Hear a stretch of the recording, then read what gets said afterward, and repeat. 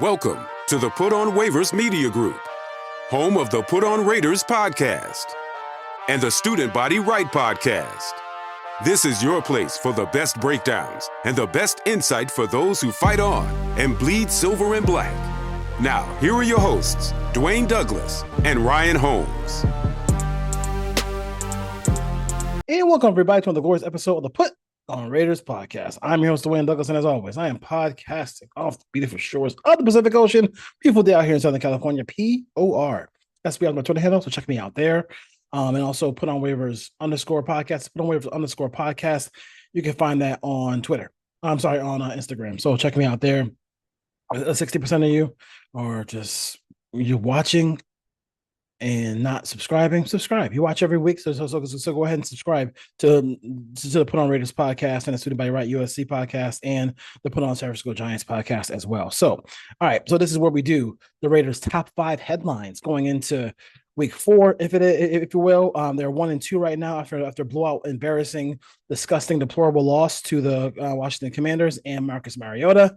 Can't get more embarrassing than that. So let's start off with, this is kind of a combination of what my thoughts are and what fans are telling me, and what fans contact the show, when fans we welcome your comments, your DMs, all that stuff, and we're going to talk about what you want to talk about, because we're really what's going on is what's prevalent is what's on your mind and what's on your mind. So one is my daddy's the head coach and I'm the O-line coach, and the unwavering, if you will, of Pete Carroll just being really stubborn and really just saying, hey, I'm not going to go back to JPJ at center no matter what happens. It's Meredith's job. I think if Meredith got hurt and was out for the season, they would go out there and go get a center off of waivers.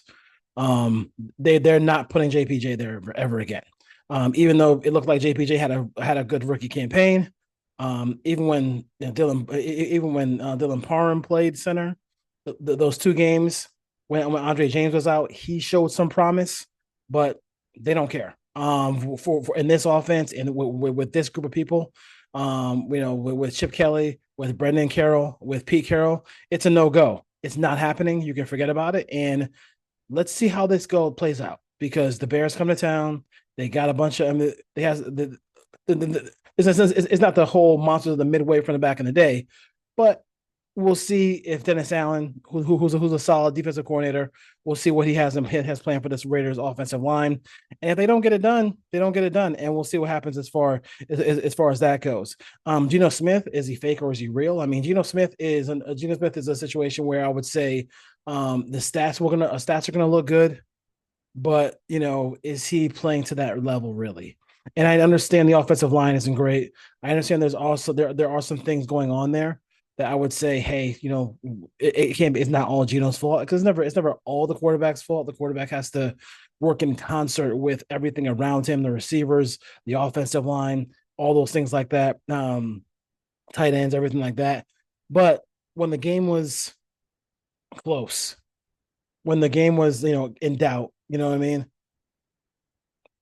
He just holds the ball too long. He's holding the ball. So some sacks are just like, I get it. Like they run a twist up front and nobody blocks Bobby Wagner. And he has no time. He has no time to get the football off. I understand that, but there's times where he's burping the baby in the pocket, and we need Geno to get rid of the football. I mean, either give it to the check down or throw it away and stop taking those hits. You're already hampered a little bit by that hamstring issue that you had in the Patriot game, and now we're sitting here watching it again. Like, I'm just telling you, like, come on, bro. Like it ain't it. It ain't it. So I mean, if he wants to be turned from fake to real, he has to be able to play quarterback. And when you have a quarterback who is a veteran, who is making rookie mistakes, that's when you start thinking about the National Football League draft.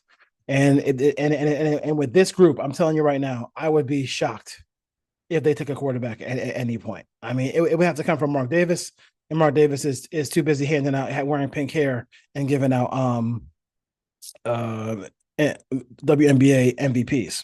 Let's see here. Same old Raider defense. I have seen some of these run plays, that go for 60, 70, 80 yards. against the Raiders for my entire life.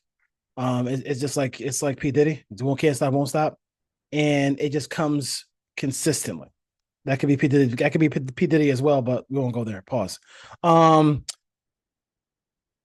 it's frustrating. It's frustrating. I mean, wherever he is gone, I don't. I think the biggest issue with that I have with defensive coordinator Patrick Graham is what is his staple? What is the staple? Like, what does he do? Like, yes, he's a defensive coordinator in name. Yes, he's a very smart individual. Yes, he went to Yale. Yes, he coached under Belichick. But what is his staple on defense? Like, can he? Is he gonna be like Belichick and make you play left handed? No. Like, I mean, does he stop the run? His teams usually do not stop the run. They're usually one of the worst run defensive teams in the league.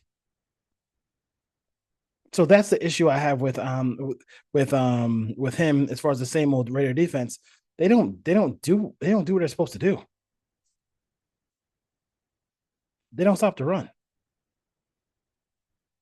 And we'll see this week. If Smith from the Bears goes wild, then what you saw in the first 2 weeks was just a mirage. It wasn't real. Stopping the run. But they have to stop the run in order to beat a Ben Johnson coach team this week. As far as that goes, they won it. It's a big difference in football. And number 4 on this list is a big difference in football between 1-3 and 2-2.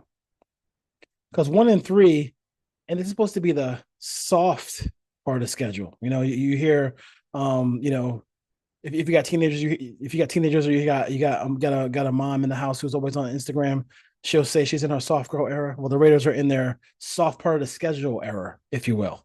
They're in that part of the schedule where it's the soft part. This is not the Eagles yet. You know what I mean? You're not playing the big time teams yet. You play one big time team with as far as it goes with the Chargers, but now you're sitting here saying to yourself, okay, now you got Tennessee coming up. You got all these teams that's supposed to be, winnable games for them. And now, is it? Is it? You lose to the Bears this week. Are those games winnable? I don't think so. I don't think so. I don't think so. And the war again, the number 5 is the war between the fans and the People Center. Well, we'll call JPJ the People Center, if you will. Like the Rock used to be the People's Champion, like the People's Center here. Can they win this war? Because this is make no mistake, it's going to be a war. The Raider fans are going to be relentless when you take one of their darling players, one of the players who they really like and love, and that is Jackson Powers Johnson. And you are going to say, oh, he's not going to play where we think he should play. And Meredith is getting beat like a drum, and they're not doing a good job on the offensive line. They're not running the football. Genty is having, the 30 yards a game. It's a battle. It's a battle you're going to use. The battle you're going to lose. Now you're going to win because you're the coach and you got money, and all that stuff like that. But as far as the fans go, not going to work. It's not going to work. It's not going to work. All right, Raider Nation. That's the top 5 Raider headlines. The Raiders top 5 here on the Put on Raiders podcast. We'll see you next time with Ryan Holmes, and we're going to talk about some all 22 stuff. We're going to get you ready for the Bears game, and we'll see what happens with the Raiders here coming up on Sunday. All right, peace.